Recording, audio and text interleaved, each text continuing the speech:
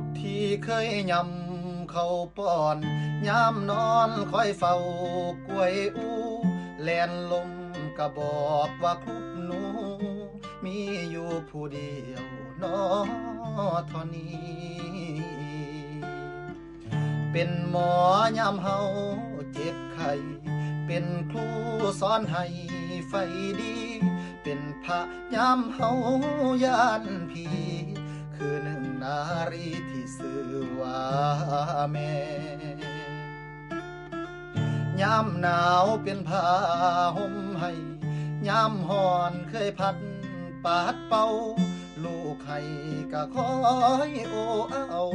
ย้อนเจ้านั่นคือหักแท้เบิดในโจกโลกฟ้าเสียได้เท่าทัดเทียม